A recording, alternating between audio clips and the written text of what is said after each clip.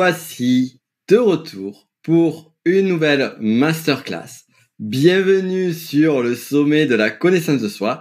Et aujourd'hui, nous retrouvons Karine Morel. Bonjour Karine et bienvenue à toi. Bonjour, merci pour cette invitation.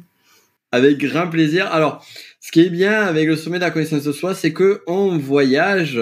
Donc, moi, je suis au Chili. On a vu que tu connais d'ailleurs Nicolas Lisiak qui est en Pologne, Siegfried Sey en Estonie, et toi, Karine, tu es en Nouvelle-Calédonie. Voilà, on fait le tour du monde. On fait le tour du monde, et justement, moi, ce que j'aime bien, c'est que pour refaire le lien avec la connaissance de soi, c'est que d'un point de vue extérieur, on est un petit peu sur différents coins du monde, mais c'est aussi ça la connaissance de soi, c'est aller chercher à l'intérieur de notre monde intérieur et découvrir finalement chaque partie, chaque pôle, chaque aspect de ce monde intérieur qui est juste immense, pour ne pas dire infini. Alors, je voulais te faire intervenir, Karine, pour un sujet que je trouvais important, on va dire le mot, c'est parler des enfants et parler de la connaissance de soi au travers des enfants, et notamment au regard de ta spécificité, la notion de HPI, d'enfants différents, et finalement de compréhension de l'enfant et de développement finalement de cette connaissance de soi et des aptitudes et du potentiel, finalement, des potentiels qui sont parfois un petit peu réfrénés chez l'enfant. Avant tout ça, je vais te présenter rapidement et je vais te laisser compléter. Donc, tu es formatrice et coach neurosportive.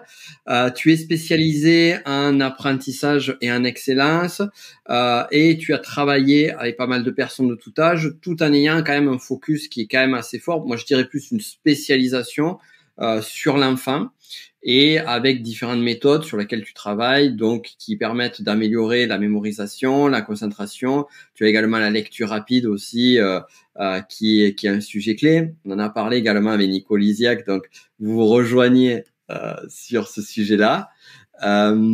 Également, et favoriser le changement de mentalité positif.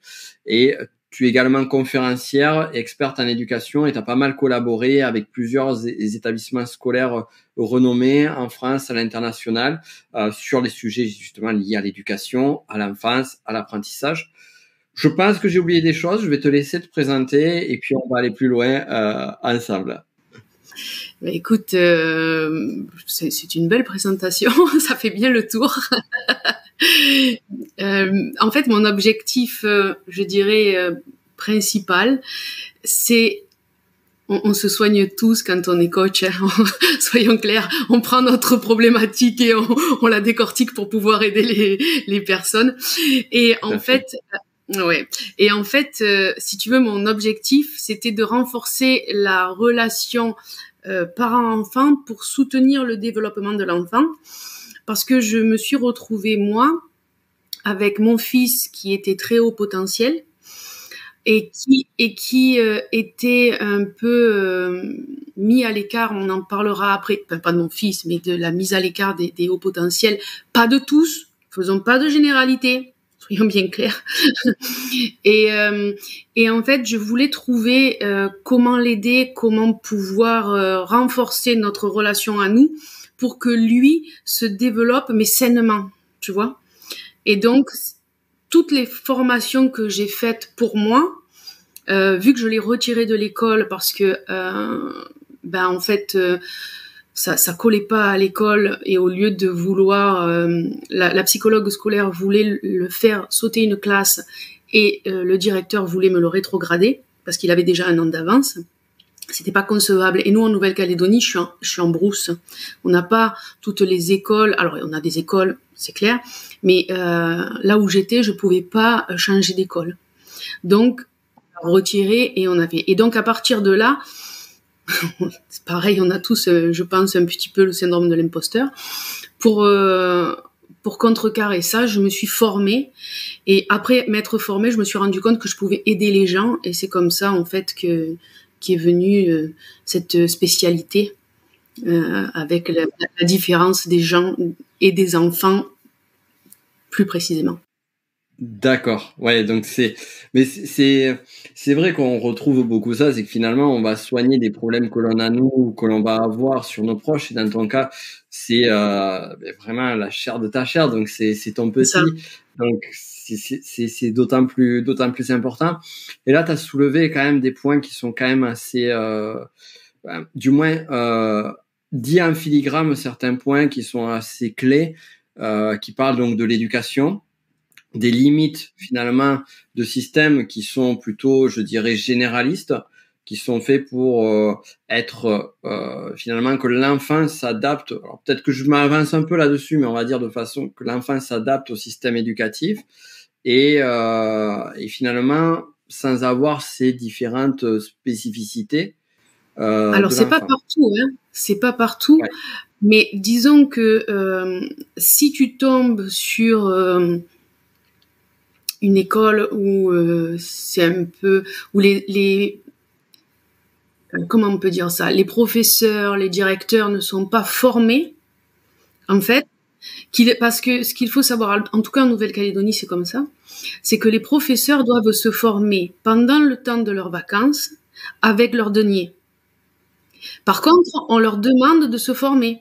Ça fait c'est un partie vrai de ce qu'ils engagement de font. la personne, quoi. S'il y a, Voilà. Et selon sur qui tu tombes,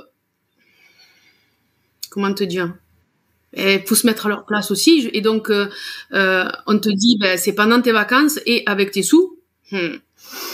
Ok. et il faut pas. Je trouve que c'est bien que tu soulignes ça parce qu'il faut quand même garder en tête aussi que chacun fait avec les moyens qui sont présents et Dieu sait que les moyens justement qui sont mis à disposition de professeurs et ne serait-ce que par rapport à les ressources financières, que ce soit pour la profession en tant que telle, qui malheureusement n'est plus valorisée comme elle a été peut-être il y a 20, 30, 50 ans en arrière. Les moyens qui sont mis à disposition vis-à-vis de certaines classes, de certains élèves ou quoi que ce soit, font qu'il y a ces difficultés. Alors je sais, comme tu m'as dit, toi effectivement tu étais un peu limité, il y a aussi des types d'enseignements alternatifs. Est-ce que tu t'es intéressé, j'imagine que oui, à ce Oui, je type me ou suis pas? intéressée, mais là la problématique elle vient de moi si tu veux. Comment te dire, avec mon petit syndrome d'imposteur, non, mon énorme syndrome d'imposteur, je voulais pas, en le retirant de l'école, que s'il ait envie d'y retourner plus tard, on lui fasse passer un test d'entrée pour l'école et qu'on lui dise que vu que c'est l'école à la maison, parce que l'école à la maison tu as plusieurs sortes. Tu as celle où tu laisses l'enfant faire comme il veut, il apprend ce qu'il veut. S'il a envie d'apprendre le jardinage, il va apprendre le jardinage. Et vraiment, tu le laisses à la découverte totale. Sauf que quand tu veux le remettre à l'école, ça grince un peu des dents, même si, au fond de moi, ça me plaît bien. Et c'est ce qu'on fait tous les après-midi. Mais euh, ça passe pas au niveau de l'éducation. Après, si tu veux le remettre, l'éducation nationale, ça passe pas. Après, tu as l'éducation pour lequel tu prends la structure et tu la fais toi-même. C'est-à-dire, tu prends le contenu que les professeurs devraient faire pendant l'année et tu suis l'année comme ça. Ou alors, tu as encore une autre manière, c'est de l'inscrire dans un établissement et il est comme pour les expatriés, c'est-à-dire qu'il est inscrit dans un établissement spécifique où il va recevoir des cours, où il a contact avec les professeurs. Un peu comme le CNED, si ce n'est que le CNED n'est pas spécialisé pour les hauts potentiels ou pour les enfants différents. Il est vraiment là, le CNED, pour faire l'école pour un enfant qui est malade, un enfant qui est avec une difficulté particulière, qui ne peut pas intégrer un groupe, tu sais qu'il y a une phobie scolaire par exemple, etc. Parce que la structure est exactement la même que celle que l'enfant va rencontrer à l'école. Donc quand moi j'ai été confrontée à ça, et que j'ai téléphoné, enfin j'ai déjà fait le tour de plusieurs associations spécialisées, à plusieurs reprises les gens m'ont dit ne le mettez pas au CNED, parce que oui, vous allez avoir la structure, mais ce qui ne fonctionne pas à l'école ne fonctionnera pas à la maison et ça va être vous la méchante. Tu comprends? Parce que c'est exactement la même chose. Donc, moi, je l'ai inscrit dans une école spécialisée pour les suréfficients. Et à partir de là, pardon, suréfficient, c'est le terme qu'utilisent les psychiatres, psychologues. On va y revenir après. C'est pas au potentiel, voilà. Donc cette école-là, elle est spécialisée et il y a plein de choses autour en plus qui va dans le sens de l'enfant qui est au potentiel, justement. Voilà. Une adaptation. Alors, si je résume, si je récapitule un petit peu, donc finalement dans ton cas, alors on va vraiment préciser encore une fois, et ça c'est toujours, je trouve que c'est aussi au cœur de la connaissance de soi, c'est que on est toutes et tous uniques, que ce soit en termes de parents, en termes d'individus et en termes de nos enfants. Donc dans ton cas bien spécifique, finalement tu t'es rendu compte que le système éducationnel classique ne fonctionnait pas pour ton enfant. Donc du coup, tu as cherché différentes alternatives. Sur les alternatives que tu peux avoir, justement, au vu de la distance, au vu du lieu, eh bien, la solution la plus idéale pour toi, ça a été de finalement faire l'éducation à la maison. De là, on arrive à finalement de multiples options possibles que tu nous as, c'est intéressant parce que je connaissais pas du tout ces différentes possibilités. Et de là, tu en as choisi une qui finalement allait sur un système éducatif qui est adapté pour les enfants suréfficients. On reviendra sur ce mot de suréficient après. Et finalement, pour amener ce type d'éducation-là. J'ai bien résumé? Oui, c'est bien ça. C'est exactement ça. Génial. Et donc, je vais, avant d'aller un petit peu plus loin sur ton histoire et sur cela, parce que effectivement, donc c'est des questions qui nous intéressent à toutes et tous comme parents, moi inclus. Donc tu vois, nous par exemple, si on prend le Chili, typiquement, il y a le système éducatif classique, il y a des institutions comme nous par exemple, l'Alliance française, qui est une éducation qui est dans vous devez en avoir à Alliance française. Non, parce que nous, en fait, si tu veux, la Calédonie, elle est française. Donc, on est vraiment calé, on est au bout du monde, mais on est calé sur l'éducation française. L'éducation, ouais. Donc, nous, on a l'Alliance française, ce qui est intéressant parce que c'est quand même un système qui est proche du système éducatif français, mais avec certaines différences. Et il y a d'autres systèmes alternatifs que certains connaissent peut-être, qui est le système Waldorf, par exemple. J'ai un ami qui a mis ses enfants sur un Waldorf. On a Montessori et on a d'autres types d'éducation alternatifs. Alors, je vais pas tous les noms. Oui, il y en a plein, oui. Et est-ce que tu as tu t'es renseigné par rapport à ces systèmes-là? Est-ce que tu as des choses à nous dire par rapport à... Oui, je m'étais renseignée parce qu'ici, on a plusieurs écoles qui sont basées sur le type Montessori. Mais en fait, dans l'idée, c'est très bien pour moi, toujours pour moi, on est bien d'accord. Dans l'idée, Montessori, c'est très très bien. Sauf que Montessori, quand elle a mis ça en place, elle n'a pas voulu le labelliser. Et nous, on n'a que ce type-là. C'est-à-dire qu'en alternative, on n'a que ce type-là. Donc, c'est pour ça que je me suis vraiment renseignée sur ça. Sauf que elle n'a pas voulu le labelliser pour que ça soit ouvert au plus grand nombre. Résultat des courses, tu as plein d'écoles qui se disent Montessori et qui n'utilisent pas du tout la méthode Montessori. D'accord, ok. Tu vois ? Donc il y a ça aussi à regarder. Il y a ça aussi à regarder. Comment tu peux le savoir ? Comment tu peux le vérifier ? Ça, il faut que tu... Montessori, c'est très carré. Il y a des protocoles à suivre au niveau des jeux, au niveau de... Tu vois ? Et après... tu peux partir sur, comme je te disais, il y a beaucoup d'autonomie de l'enfant. Et quand tu arrives dans une école où cette autonomie-là, elle n'est pas réellement mise en place et où il y a des règles, où les enfants doivent faire tous ensemble la même chose, faut faire attention. Des fois, il n'y a que le nom, tu vois. Et quand il n'y a que le nom,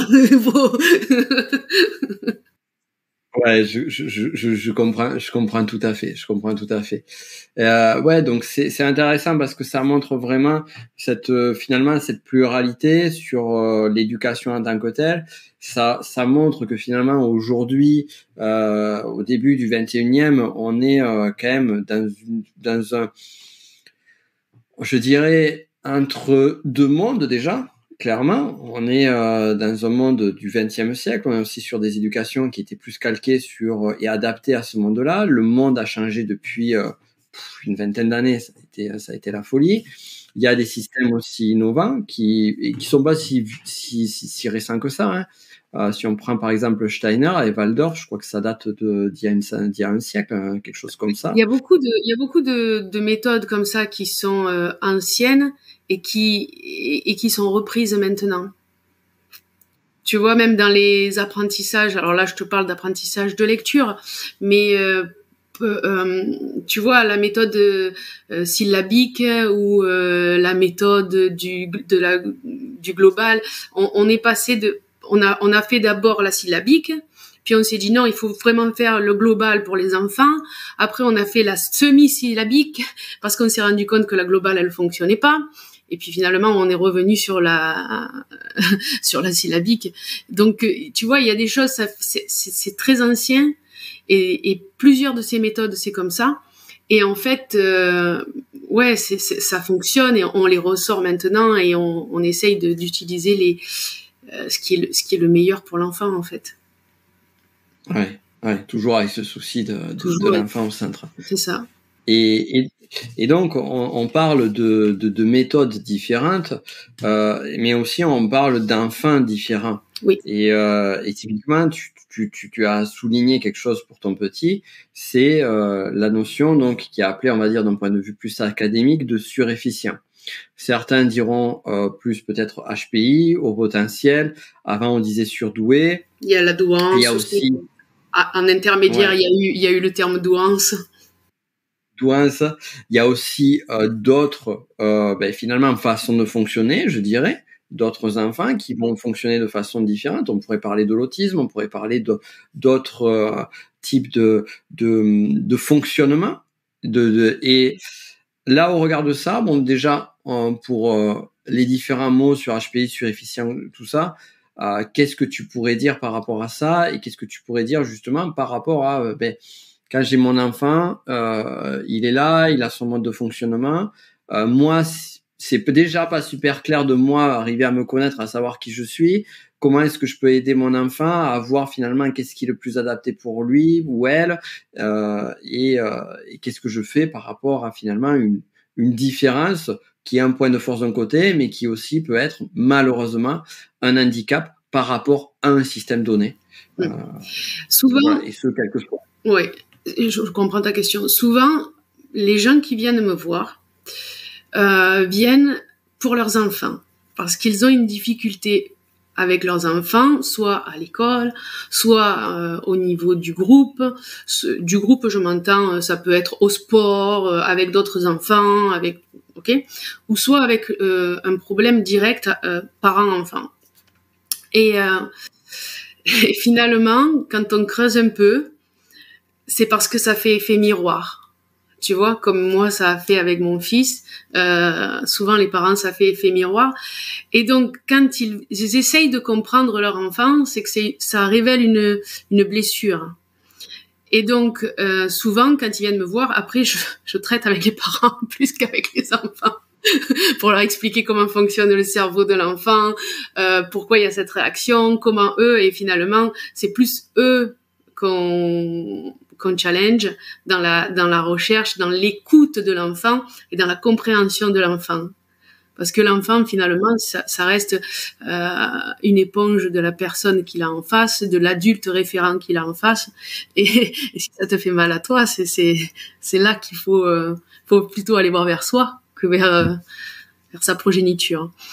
Et donc souvent, quand les parents inscrivent leurs enfants dans AAA, moi, je donne mon WhatsApp et on prend des rendez-vous. Et c'est pas avec les enfants que je prends les rendez-vous, c'est avec les parents. Et on gère ça comme ça.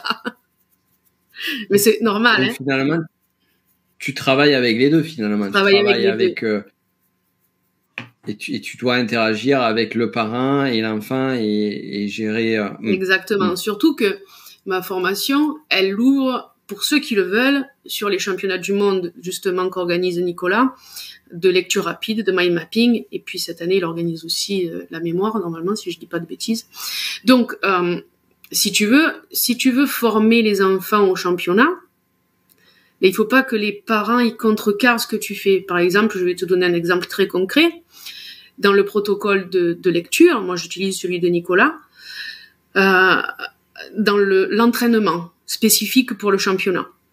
Après, je fais plein de trucs autres autour, mais pour ça fonctionne. Donc, change pas quelque chose qui fonctionne, quoi, tu vois. Et quand tu donnes le protocole, il y a des exercices à faire, et c'est 10 minutes par jour. Sauf que, il y a des parents qui veulent la performance de leur enfant, parce que eux ne l'ont peut-être pas fait, parce que bon, il y a d'autres problématiques qui se cachent derrière. Et je te donne un exemple très concret. L'année dernière, j'ai un enfant, je pense, qui aurait pu faire un podium, sans problème. Sauf que la maman s'est dit que l'entraînement n'était pas bon, et donc elle lui faisait faire 1 heure à 1 heure et demie les exercices que moi je demandais sur 10 minutes. Parce que c'était pas assez. Et donc on a essayé de changer tout ça. Elle a compris, mais elle a compris trop tard, et son enfant était dégoûté. Tu vois, donc il a abandonné, il a pas voulu faire le championnat, il a continué sa formation, il a fait la formation, etc. Mais si tu veux, elle a cassé le challenge qu'il aurait pu avoir, le défi qu'il aurait pu se mettre, et la performance qui était, à mon sens, qui aurait été réussie. Donc c'est vraiment avec les parents avec lesquels je fonctionne, et voilà.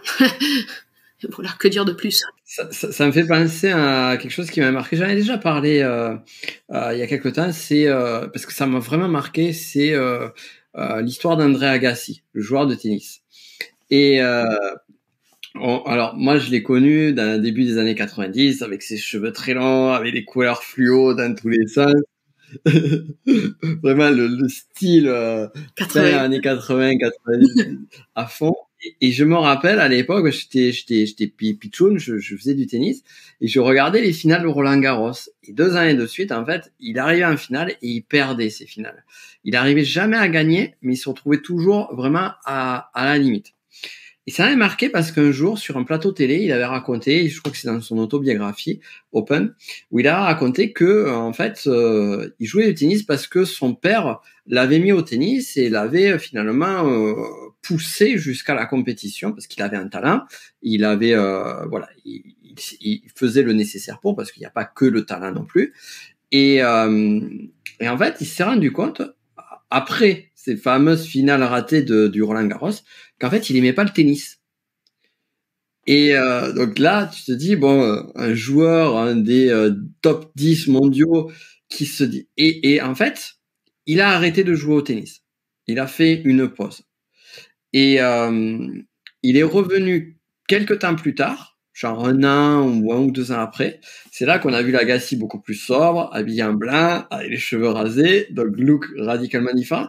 Mais aussi, finalement, une personne qui a, je dirais pas changé, et ça c'est très intéressant en termes de connaissance de soi, qui a évolué. C'est plus le même. Et il est revenu au tennis par plaisir et non par contrainte, non par obligation du père. Et là, du coup, c'est là qu'il a commencé à devenir le joueur, je pense qu'il a été numéro 1 mondial pendant quelques temps, a gagné les compétitions. Et finalement, en fait, au-delà de la victoire en tant que telle, au-delà de la performance, finalement, d'arriver sur une association d'un sport à performance, résultat, réussite, d'un côté, à un sport, c'est passion, plaisir et finalement une excellence qui est encore plus élevée parce que il y a un alignement entre ce qu'il est et ce qu'il fait. Et c'est vraiment, ça me fait écho de cette façon l'histoire dont tu viens de nous parler. Et puis tu vois, en fait, moi, ce que je fais dans la formation, et c'est pour ça que c'est pas une obligation d'aller à la compétition, c'est que je leur explique aux enfants, vraiment, la formation, elle est là pour les aider après. C'est-à-dire que la plupart du temps, je travaille avec des primaires ou avec des collèges, mais pour que le lycée soit plus simple et qu'on évite ce bachotage de terminale là où tu apprends pour apprendre et pour faire passer ton bac, et que si je te demande 3 ans après ce que tu as passé, tu es carrément incapable de me dire. Tu vois, on travaille sur la compréhension, on travaille sur la rétention d'informations, mais surtout à l'explication. Moi, on s'amuse. Ils ont un cours à faire, il faut qu'ils aillent expliquer à quelqu'un. Tu vois, c'est pas j'apprends mon cours pour... Quand tu sais l'expliquer, tu sais, tu n'as plus besoin d'apprendre. Tu vois ce que je veux dire? Et donc on a toute cette mise en place qui est là, où je leur apprends pourquoi ils le font. Moi, dans mes cours, il y a toujours le pourquoi. J'ai manqué de pourquoi quand j'étais petite, si tu savais. Et donc, il y a un pourquoi dans tous les exercices que je fais. Il y a toujours un pourquoi on le fait. Alors, c'est intéressant le mot que tu viens de dire, pourquoi. Je sais pas si c'est sur les mêmes techniques pédagogiques que celles que j'utilise. On va le voir là, et puis si c'est pas le cas, j'aimerais bien que tu nous en dises un petit peu plus. Ça pourrait être vraiment de la matière utile. Moi, j'utilise beaucoup en termes pédagogiques ce qui s'appelle le pourquoi, le quoi, le comment et le après. Est-ce que c'est à ça que tu fais référence ou c'est autre chose? En fait, je me base là-dessus, mais souvent, alors si tu veux, j'explique comment ça va fonctionner avec le cerveau. Quelle partie du cerveau va être mise en avant? Pourquoi nous, on utilise cette partie-là? Et je donne pas qu'un seul exercice. Je donne toujours 2, 3, 5 exercices. Et je leur dis, personne choisit l'exercice que tu vas faire. Ils travaillent la même chose. Tu préfères celui-là? Tu fais celui-là. Tu préfères... Et c'est pas papa, maman. Tu vois, je les mets dans l'autonomie. Parce que moi, après, je sais ce qui va être fait ou pas fait. D'une semaine sur l'autre, on mesure les choses. Je fais vraiment, si tu veux, là, je mets ma casquette de coach et je fais vraiment, voilà, on a fait la base. Maintenant, on en est où? Et chaque semaine, on regarde où on en est. Pour chaque enfant, tu vois. Et donc, s'il n'a pas travaillé, je sais qu'il n'a pas travaillé. Il n'y a pas de secret. Et je les passe tous. Il y a pas d'arrangement. Tout le monde vient pas, tout le monde passe. Et donc, de là, j'explique qu'ils peuvent faire celui-là, celui-là, celui-là, celui-là. Je les mets en autonomie. Et en fait, je leur dis pourquoi, quelle partie du cerveau va travailler et quel est le but, en fait, dans la formation. Pourquoi on utilise ça dans la formation? À quoi ça va leur servir plus tard? Tu vois, comme quand tu fais des maths pour des maths et qu'on ne te dit pas pourquoi dans la vie ça va te servir ou pourquoi tu fais du français et on te l'explique pas. En fait, je donne toujours le pourquoi. Parce que ça, c'est pareil, c'est toujours la même chose. Hein. C'est moi, quand j'étais petite, que je demandais pourquoi, souvent on me répondait par un comment. Ou alors, comment faire? Comment faire ou c'est comme ça. Donc tu le fais, c'est comme ça. Tu vois? Quand à l'école, on te dit ça régulièrement et que tu agaces les professeurs, mais moi j'ai pris le contre-pied. Alors peut-être je les agace moi dans l'autre sens. Parce que moi, il y avait pourquoi de partout. Non, mais c'est intéressant. Là, tu viens d'aborder un sujet qui est fondamental et qu'on oublie beaucoup en termes de pédagogie. Alors, moi-même, je le vois aussi, puisque finalement, en fait, alors je devrais pas dire le mot pédagogie puisque c'est plus orienté enfant, mais bon, on sait ce que ça veut dire d'un point de vue commun, que ce soit adulte ou enfant, finalement, c'est le même fonctionnement. C'est pour qu'il y ait un apprentissage qui puisse se faire, il y a différentes choses à mettre en place. Et effectivement, ce que tu as mis en place, ce que tu mets en avant, c'est la notion du pourquoi, dans le sens, quel est le sens, quelle est la raison d'être. Pourquoi tu vas utiliser par exemple, la mathématique? Pourquoi est-ce que tu vas, à un moment donné, apprendre à faire des équations? C'est pas comment on fait des équations, c'est pourquoi est-ce qu'on fait des équations. Quel est l'intérêt? Et tu as mis aussi la notion du quoi dans le sens de la projection future. Alors moi, je l'appelle le et après. C'est et après. Qu'est-ce qu'on en fait de ce truc? À quoi ça va me servir plus tard? Et combien de gamins te disent à un moment donné, ouais, mais moi, on m'a appris à faire des équations, pour reprendre cet exemple-là, je m'en fous, j'en aurai aucune utilité plus tard. Ou j'ai appris l'histoire à l'école, mais après, qu'est-ce que je vais en faire? Eh bien, je trouve ça intéressant, je trouve ça nécessaire de dire, oui, mais en fait, l'histoire, ça peut t'aider. Ça peut t'aider pour telle ou telle chose. Et tu sais ce que je faisais, alors, en formation numérique, c'est un petit peu moins facile à faire. En atelier, oui. Mais ce que je faisais beaucoup lorsque je faisais des formations en présentiel, c'est dans cette pédagogie-là. Donc, on faisait le pourquoi, donc le sens. Après, on expliquait les principes, les concepts. Bon, ça va te parler tout ça, les principes, les concepts, le mode de fonctionnement, la mise en application, l'exercice qui vient après, qui vient ensuite pour, comme tu l'as dit, et je trouve ça génial aussi de mettre plusieurs options pour donner une liberté, donc d'expérimenter. Et enfin vient du moins dans une des pédagogies, puisqu'il y en a de multiples, vient le et après. Et moi, ce que je faisais sur le et après, c'est leur poser la question.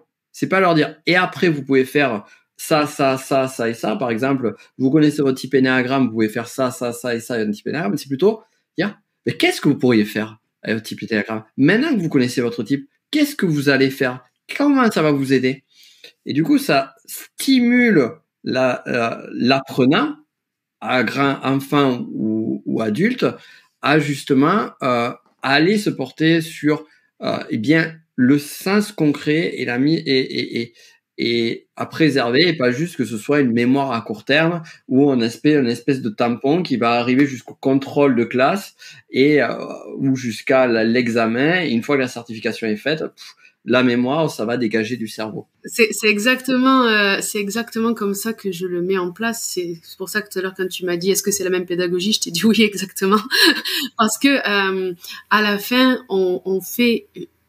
Enfin, je dis à la fin, j'étais en projection de fin de formation, mais en fait, sur tous les cours, on le fait comme ça. C'est-à-dire que en fin de session, il y a les questions-réponses et les comment tu vas l'utiliser, qu'est-ce que tu vas en faire, et on le met en pratique comme ça, exactement.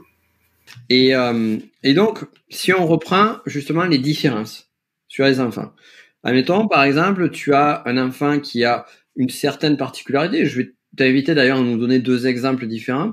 Si tu as un enfant qui a une certaine particularité, on va dire par exemple un enfant qui est plutôt surefficient et un autre enfant qui a une autre particularité. Comment est-ce que justement tu peux adapter l'éducation? Est-ce que c'est la même pédagogie qui va être mise en place ou pas? Est-ce qu'il y a des petites spécificités? Est-ce qu'il y a des choses à savoir justement selon tel ou tel mode de fonctionnement de l'enfant? Bon, ça fait beaucoup de questions. Oui, on va y répondre sans problème. Alors, sur un enfant qui est surefficient, donc il faut comprendre que cet enfant-là, il se distingue par une curiosité insatiable. D'accord, c'est vraiment, il va vouloir aller en vitesse max. Il va avoir un apprentissage qui est accru. Une capacité à comprendre des concepts qui sont complexes. Par exemple, un enfant des fois de 2 ans, 3 ans, il va comprendre la mort, alors que les autres, c'est bien plus tard, tu vois, 10, 12 ans, et des fois même, il y en a qui percutent après. c'est comme ça, et c'est OK. Sauf que là, on se retrouve avec des enfants, par exemple, j'ai eu une élève qui avait 5 ans et demi quand elle a commencé la formation avec moi. C'était ma première année, tu vois, où je faisais la formation, et justement surefficiente, et qui en fait cette année est sortie médaille d'argent au championnat du monde de lecture rapide, et elle a 8 ans cette année. Tu vois, la formation telle que je la présente maintenant, elle a 3 ans. Les ébauches de cette formation un peu moins développée, un peu moins d'attention, elle a 5 ans. Et donc, elle est arrivée à 5 ans et demi. Et moi, j'explique avec des neurosciences. Tu vois, je mets des neurosciences dedans. J'explique comment fonctionne le cerveau. Et je me suis dit, ouf, comment je vais faire? Mais en fait, si tu t'adaptes à l'enfant, ou aux personnes qui sont là. Parce que finalement, moi, mes cours, ils sont vraiment adaptés pour tout âge. Parce que maintenant que je l'ai fait avec elle, je sais que je peux le faire avec tout le monde. Elle a compris, je sais que ça fonctionne. Et donc, tu peux te retrouver avec des choses extraordinaires quand tu mets en place cette différence. Et c'est l'écoute, en fait. C'est simplement l'écoute de l'enfant. Et tu t'adaptes. L'exercice, il est valable pour tout le monde. Maintenant, comment moi, en tant que formateur, je dispense ça pour que tout le monde puisse le comprendre. C'est ça qui est important, en fait. C'est juste ça. Donc, et ça, c'est ma problématique à moi. C'est pas, si tu veux, c'est pas la problématique que je vais demander à la personne qui est en face. En fait, c'est moi qui m'adapte. Et donc, ça permet des choses extraordinaires comme l'année dernière, parce que mes cours, je les ouvre, c'est-à-dire que je vais faire, par exemple, les cours avec l'Université de la Nouvelle-Calédonie, à qui je vais travailler avec les avocats du barreau pour qu'ils passent le barreau, justement. Et là, tu as de mes élèves qui sont dans des écoles à distance, qui ont l'opportunité de venir. Parce que je leur dis, bon, ben, tel jour, telle heure, je refais ce cours-là, si vous l'avez loupé, ou si je le refais, voilà.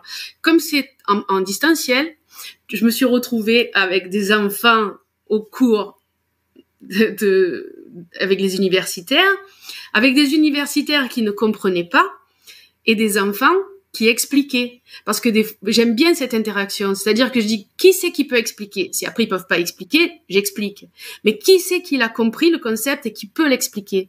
Et je me suis retrouvée avec un enfant qui avait 8 ans et demi ou 9 ans, qui expliquait aux universitaires pourquoi ça fonctionnait, comment ça fonctionnait, et comment on le mettait en place. Et ça, c'est extrêmement... c'est génial. C'est extraordinaire. Tu vois? C'est super intéressant. Ouais, ça doit être beau, ça doit être magnifique à vivre. Ouais, Totalement. c'est extraordinaire. Ça, c'est vraiment une expérience. Je la souhaite à tout le monde. Unique. Unique. Et j'en viens aussi à une autre question qui est finalement dans le sens, alors moi j'ai rencontré cela. Alors c'est déjà un point que je pourrais repréciser aussi en termes d'éducation, d'apprentissage. C'est vrai que moi je suis formateur, je suis pas éducateur, je suis pas. Mais ce que j'ai constaté beaucoup et c'est un lien avec ce que tu as dit là, c'est que pour moi en fait en formation, finalement, le mode de fonctionnement d'un adulte, en classe de cours, des fois, on a l'impression qu'on peut avoir et tout particulièrement en présentiel, des retours avec des sujets qu'on va retrouver chez les enfants, avec la personne qui veut se faire apprécier du professeur, avec les rebelles, avec les bavards du fond de la classe, tout ça. Donc, c'est intéressant parce que finalement, c'est pour ça que je trouve que le mot pédagogique a du sens. Et donc j'en viens, ça c'est petite digression, mais pour en venir à ma question de fond, c'est que forcément, quand on est face à un groupe, moi, tu vois par exemple, lorsque je donnais une formation face à 10, 15, 20 personnes, ou même face à 5 personnes, forcément il y a des personnes qui captent de suite.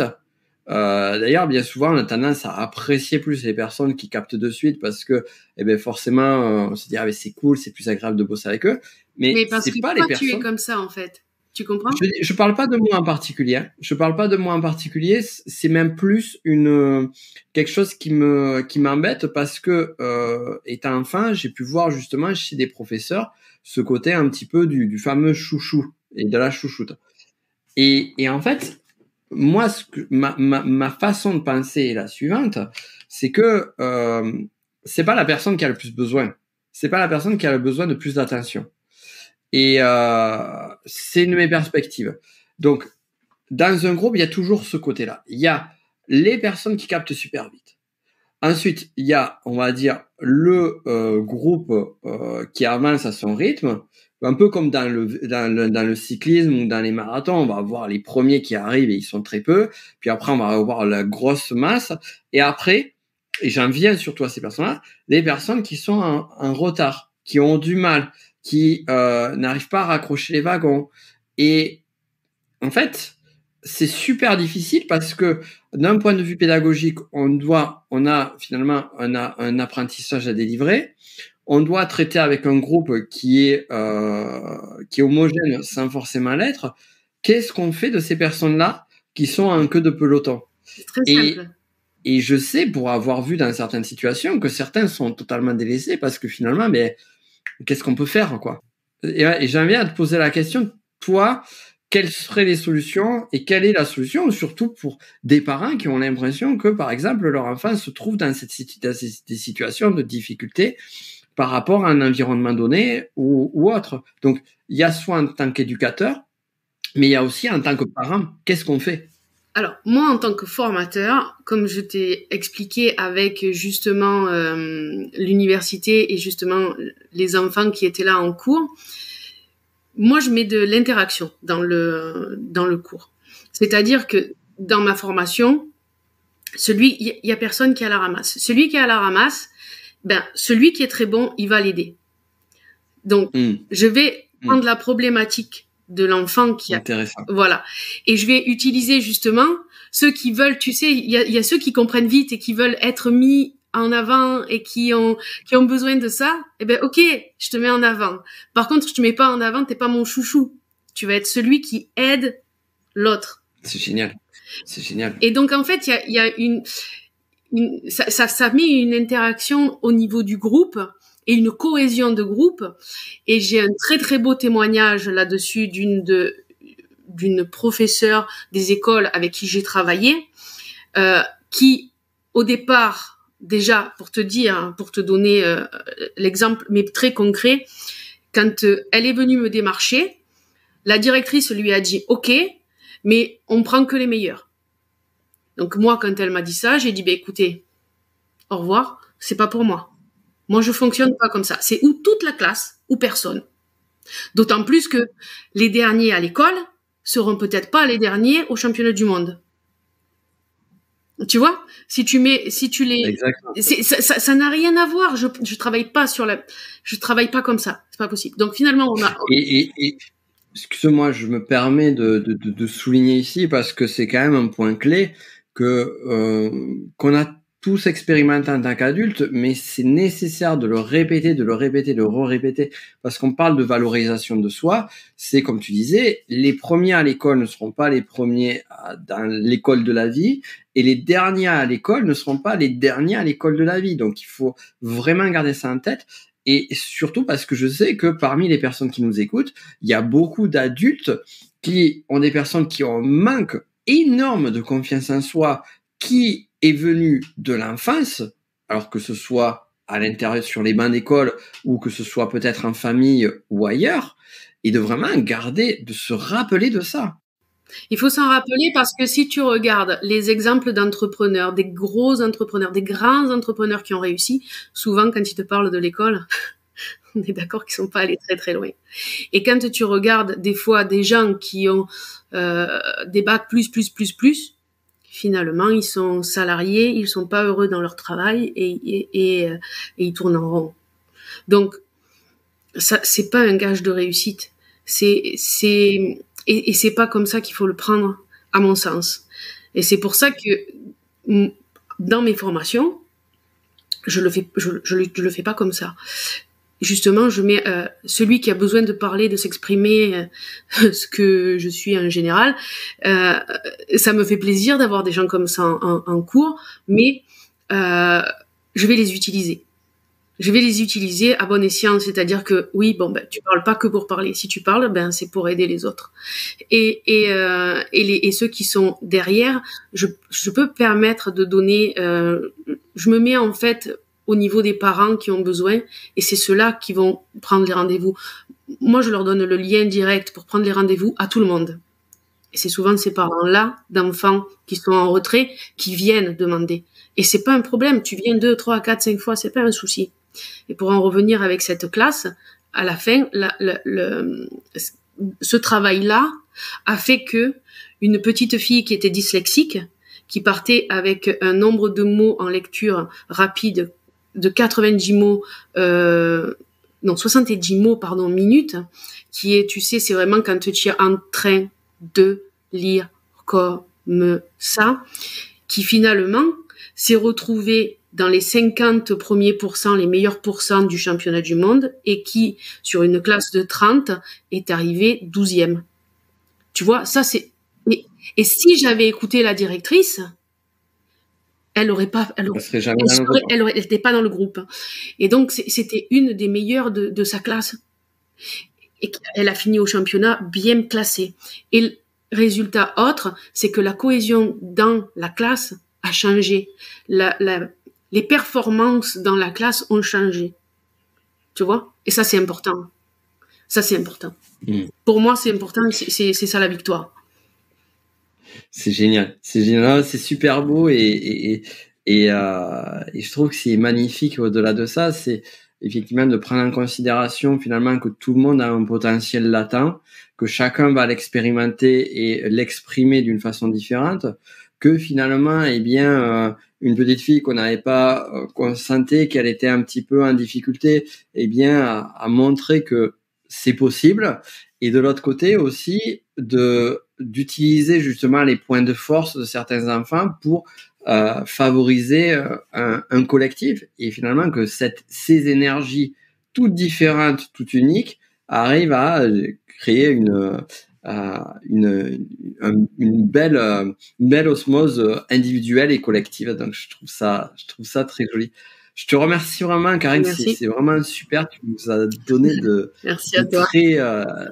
de très belles perles. J'ai vraiment beaucoup apprécié notre échange, tes retours, tes anecdotes et tes conseils. Tu nous as parlé également de ta formation AAA, apprendre à apprendre.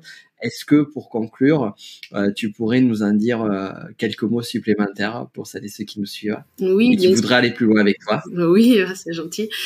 Ben écoute, c'est une formation qui est sur 14 semaines, donc qui est ouverte à tous. Voilà. Dedans, j'utilise effectivement, on a dit tout à l'heure, la lecture rapide, le mind mapping, mais pas que. En fait, je me suis formée sur plein de choses comme le brain gym, comme l'hypnose. Du coup, je m'en sers d'outils de tout ça pour à la fin changer le mindset en même temps des parents, comme je te le disais, du groupe et de l'enfant ou de l'adulte qui peut venir sur la formation. Voilà, c'est quelque chose qui pour moi est important. Génial. Mais dans tous les cas, si vous voulez aller plus loin, vous retrouverez les liens qui sont juste en dessous, juste en description de cette masterclass. Je rappelle également qu'en plus de cela, eh bien, vous avez un groupe Telegram privé avec plusieurs canaux d'échange, donc sur l'application Telegram, sur Android, iOS, iPhone, même sur PC, Mac, voilà. Vous pouvez y accéder et du coup pouvoir échanger, poser vos questions et interagir par rapport aux différents événements, aux différentes masterclass qui sont présentes et puis autour du sujet de la connaissance de soi puisque on est quand même sur le sommet de la connaissance de soi. Donc vous retrouverez les liens en description pour rejoindre Karine et aller plus loin avec elle ou pour continuer la discussion. C'était un plaisir. Je te souhaite le meilleur et vraiment merci beaucoup. De pouvoir rediscuter ensemble. Merci. À bientôt. À bientôt.